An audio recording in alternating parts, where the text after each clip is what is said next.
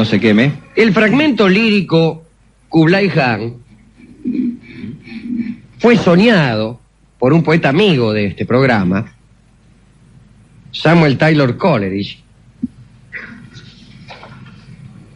Lo citamos muchas veces. Fue soñado, digo, en el verano de 1797.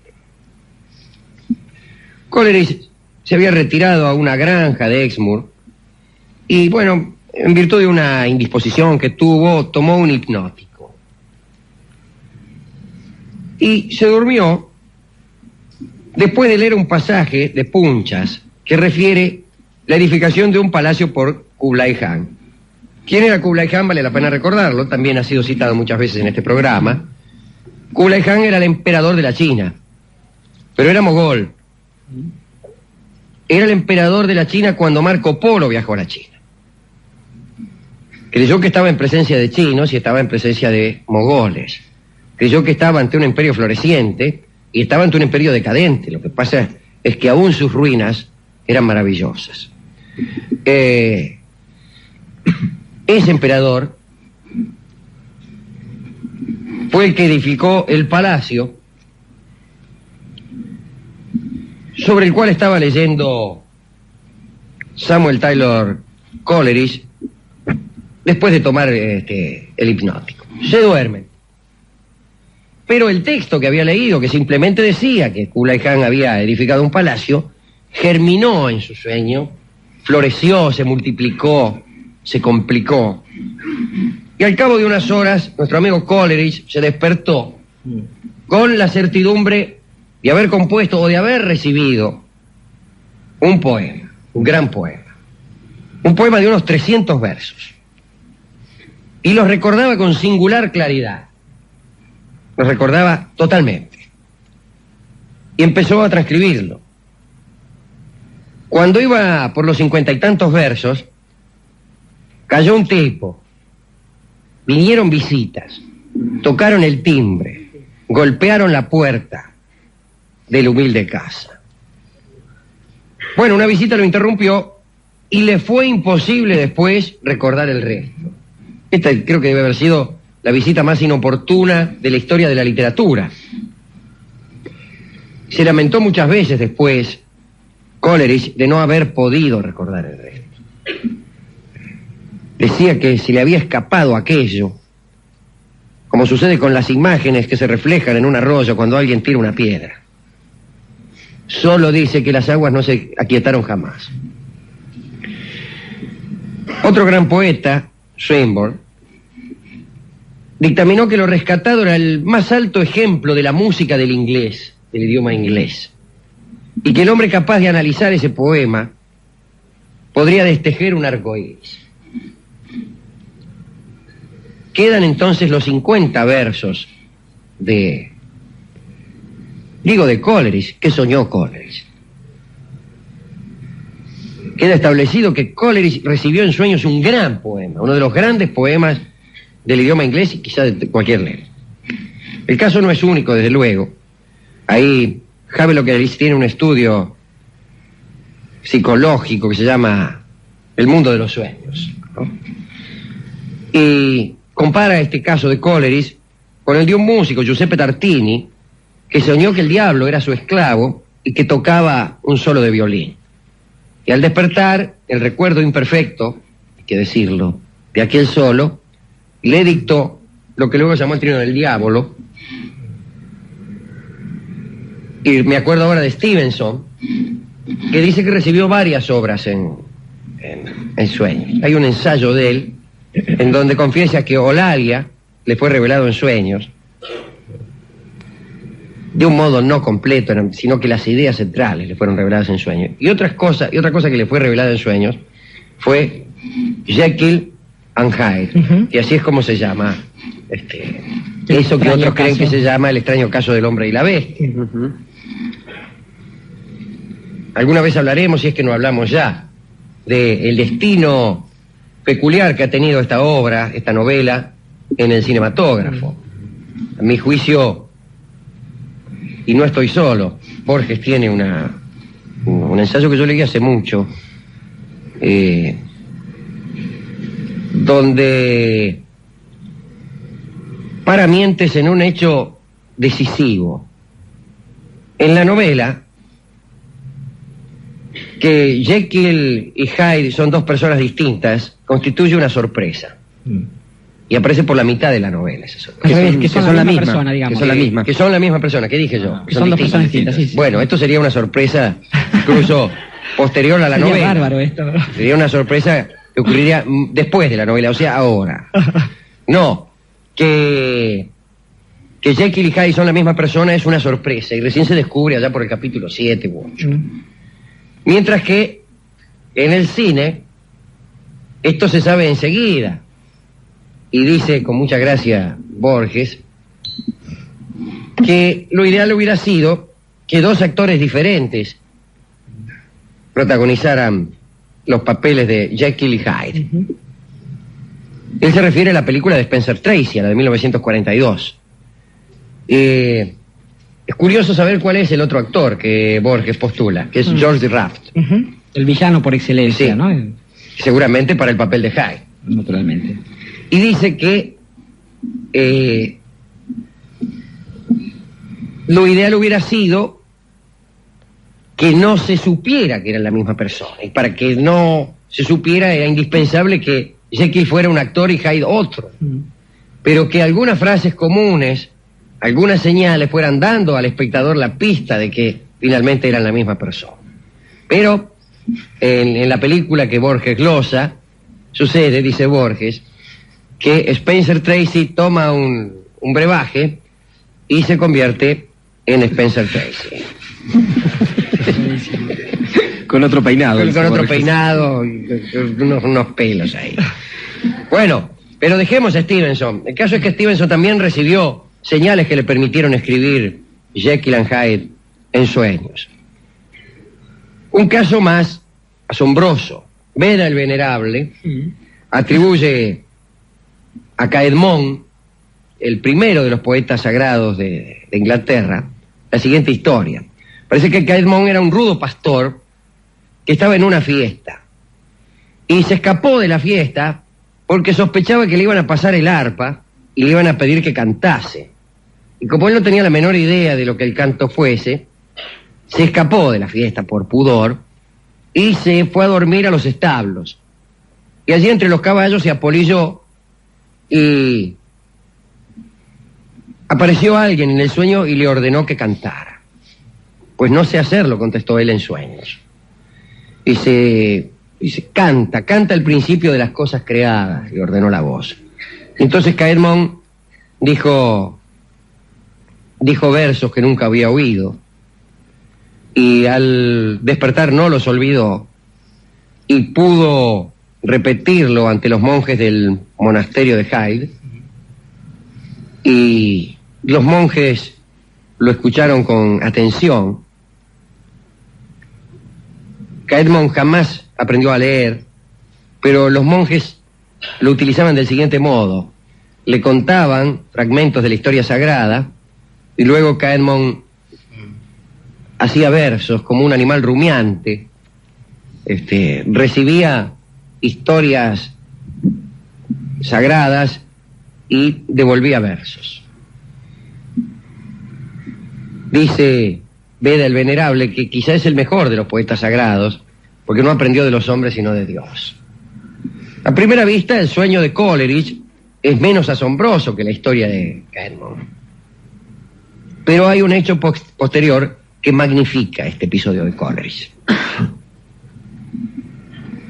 El poeta soñó, como se ha dicho, en 1797 y publicó no el poema, sino el relato del sueño en 1816 como glosa a una edición del poema. ¿Se entiende? El poema lo publicó antes, pero el relato de que este poema le fue revelado en sueños lo publicó en 1816. 20 años después, en 1836, apareció en París la traducción de un compendio de historias de Rashid ed-Din. Es una de las tantas historias pretendidamente universales que tiene la lengua persa. Y apareció por primera vez traducida 20 años después de la publicación por parte de Coleridge del relato de su sueño. Digo esto para que se advierta que era imposible que Coleridge hubiera leído antes de soñar esto que se leía en una de las páginas del compendio de historias de Rashid ed-Din, que por otra parte databa del siglo XIV. Allí se lee: al este de Yangtu, Kublai Khan erigió un palacio según un plano que había visto en un sueño. Repito, según un plano que había visto en un sueño y que guardaba en la memoria. Quien esto escribió era visir de Ghazan Mahmud y era descendiente de Kublai Khan. Fíjese entonces que ya la cosa se complica. Un emperador mogol sueña un palacio en el siglo XIII y lo edifica. 5 siglos después, un poeta inglés sueña un poema sobre el palacio. Es una simetría, observa Borges también, demasiado curiosa. Y al lado de esta simetría que compromete destinos humanos y atraviesa continentes y siglos, todo acto de levitación, toda aparición más o menos misteriosa, resulta realmente un juego de niños.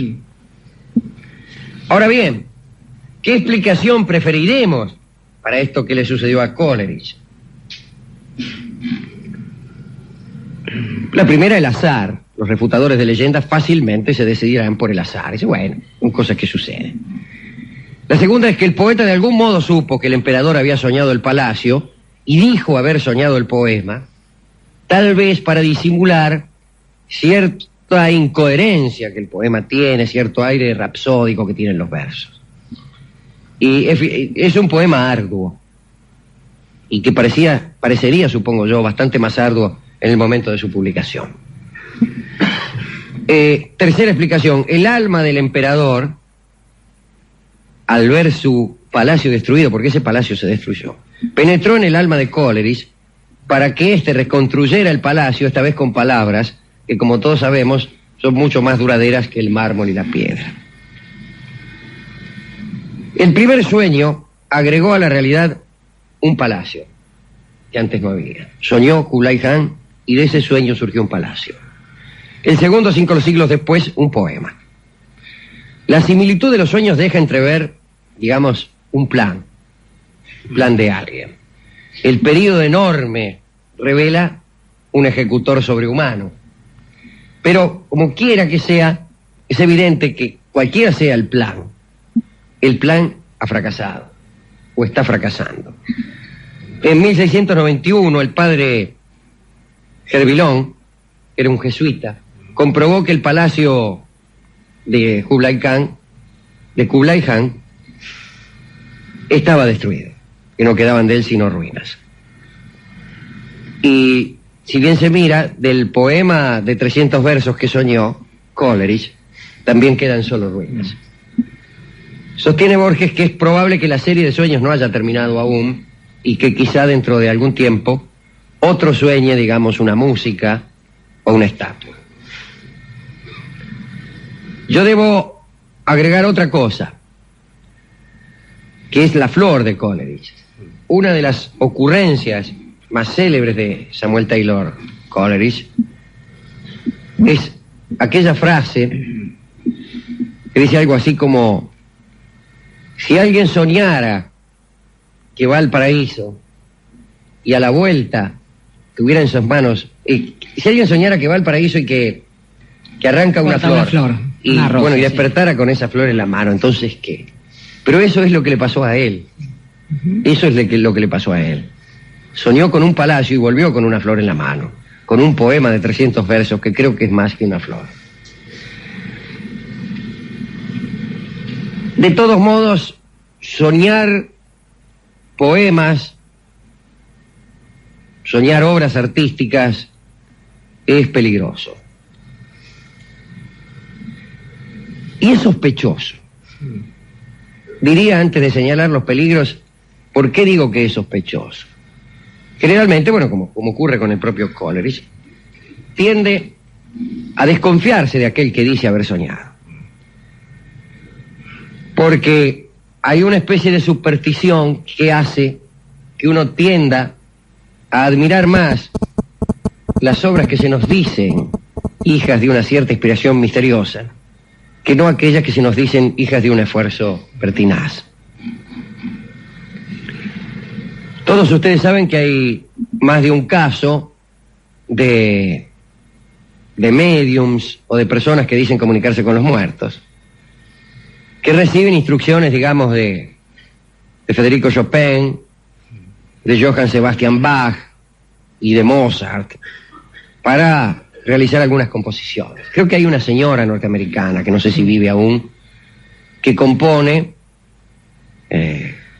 según instrucciones que en sueños o en vaya a saber qué clase de éxtasis le dan los compositores antedichos y aún otros.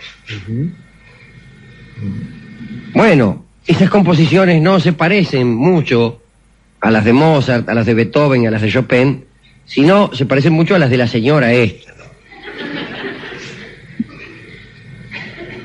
Y son composiciones que a lo mejor no hubiera, cuya noticia no hubiera llegado hasta mí, si esta señora no hubiera dicho que le habían sido reveladas en sueño. Y por eso suele desconfiarse de esta clase de cosas. De todos modos, Coleridge era un gran poeta, sin su Kublai Khan, pero esta fue su mejor obra. Digo por eso que son desconfiables, pero también peligrosos. Porque más vale no meterse con las gentes del otro barrio. Usted sabe, Dorio, lo sabemos bien, que con ciertas cosas no se juega. Y yo he contado la historia del señor del Prete, que soñaba todas las noches con un poema, como un Coleridge de nuestro tiempo. Claro, no era un poeta. Y ahí la diferencia entre Caedmon y Coleridge. El himno, que según es fama, le fue dictado a Caedmon por la divinidad, pues no tiene nada de divino. No es nada del otro mundo, si me permite. Bien. Literalmente. Muy bien. Bueno. Pero es que Caedmon era un pastor. Y en cambio el poema que soñó Coleridge es realmente un poema impresionante. ¿Qué es entonces? ¿Que a los pastores se les revelan poemas propios de pastores y a los poetas poemas propios de grandes poetas? Bueno, digo porque hoy me siento un poco refutador de leyendas yo.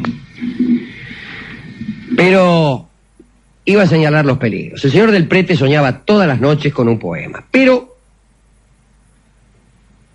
a la mañana no recordaba nada, solo recordaba que el poema era muy bueno y que lo había conmovido muchísimo. Y no podía recordarlo.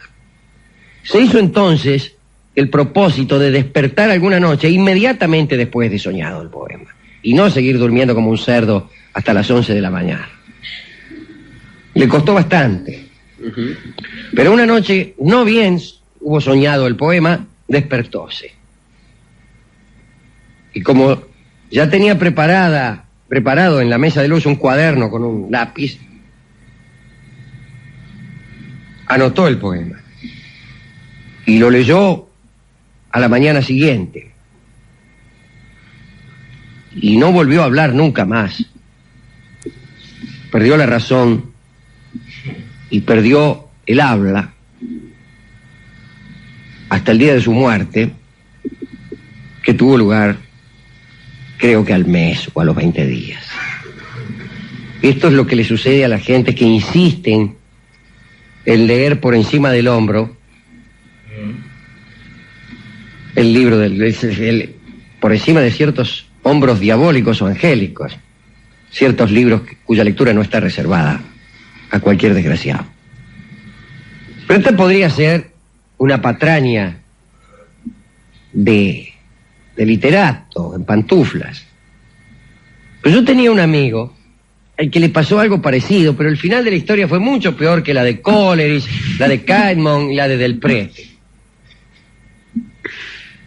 Y este era mi amigo, el turco de Quos. Lo nombraré por una vez con su nombre verdadero, para evitar confusiones Sí, que hagan ingresar literarios. esta historia en el mundo de lo literario, porque esta es verdadera. Y mi amigo soñaba también, como Del Prete, con un poema. Muchas veces, muchas noches soñaba con un poema y él sabía, a la mañana siguiente solo sabía que había llorado, que se había conmovido con el poema. Y que debía estar muy bien. Y una noche se despertó justo, pero en serio, se despertó justo después de haber leído el poema, y ahí en esa duermevela, que tiene uno, agarró un lápiz y un papel y lo anotó el poema. Y se acostó a polillar otra vez. Y a la mañana lo leyó y decía una gilada que no tenía nada que ver.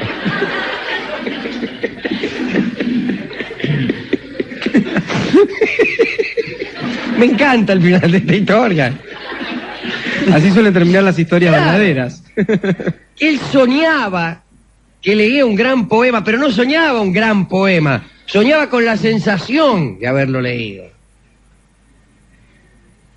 Y lo único que le quedaba en el recuerdo era lo único que valía la pena, Ujú. la sensación de haberse conmovido. Eso lo recordaba, pero el poema no lo recordaba. Se conmovía sin poema el hombre. El sueño verdadero era el de una conmoción. Está bien, ¿eh? Está muy bien. Es más, Y él creyó que la conmoción provenía de un poema. ¿Por qué? Porque venía con la estructura racional del mundo de la vigilia, en donde aquella conmoción propia de haber leído un gran poema suele venir no solamente después de leer un gran poema, sino es que uno se come un panqueque y siente la sensación de haber leído un gran poema. No, en el mundo de la vigilia uno se come un panqueque y tiene la sensación de haberse comido un panqueque. Bueno, no siempre. En cambio, en los sueños no. Y eso es lo que le pasó a mi amigo el turco. Distinto a lo que le pasó a Coleridge, distinto a lo que le pasó a Stevenson, distinto a lo que le pasó a Kahneman, distinto a lo que le pasó a Tartini, distinto a lo que le pasó a Del Prete. Muy bien. Quizá esta noche, cuando nos acostemos, alguien nos visite y nos dicte alguna cosa. Esperemos, porque si es por nosotros, estamos arreglados. ¿A quién dedicar, Jorge Dorio, esta recordación de Samuel Coleridge, amigo de este programa, el que habló de la fe poética y de la suspensión de la incredulidad? Y también, digo, hemos pasado por otros soñadores. ¿A quién dedicar, digo, esta recordación? voy a permitirme, Alejandro, por una vez recortar un solo personaje que es su amigo el turco. Digo, eso que le pasó tiene que ver con otras cosas que son inherentes al género humano. Creo que se parece bastante al amor esto, ¿no? La suposición de una conmoción vinculándola con el objeto amado, etcétera. Claro. Fuera de ese caso, digo, no hay error alguno. Me parece bastante sencillo. Tuve la tentación de caer en estas cosas de la alegoría, como cuando hablamos en algún momento del unicornio y eso, y después pensé que no, que hay una justicia, y que es bastante sencilla esta justicia, que consiste en esto. Los sueños, en realidad, pensando el territorio del sueño como un territorio contiguo al de la vigilia, pero que forma parte del mismo mundo, este mundo extraño de las personas, en realidad no hace sino operar con las mismas reglas que el otro mundo. Esto es, cuando alguien es capaz de viajar hacia el territorio de los sueños, en realidad lo que está haciendo es ir a buscar algo que le pertenece. Cuando hay algo que a uno le pertenece, uno va a buscarlo a cualquier parte, incluso al territorio de los sueños. Si uno es el poeta Coleridge, el gran poeta Samuel Taylor Coleridge, cuando va a ese territorio traerá de vuelta un gran poema. Kublai Khan. Si uno es un pastor, trae una habilidad, un portento, un milagro. En el otro caso es simplemente un hecho de justicia. Para esas personas, digo entonces, que van a buscar lo que les pertenece, para Simón Bolívar, que fue a buscar también alguna vez un sueño y lo trajo de vuelta, y después lo plasman en esta otra vida, en este otro mundo, para que el resto de la gente se entere. Y para esas personas que también saben que algunas cosas operan como sueño, aún sin extrañarlas, la juventud, por ejemplo, la dedicatoria entonces de esta parte del programa. Sueño de juventud para todos los soñadores.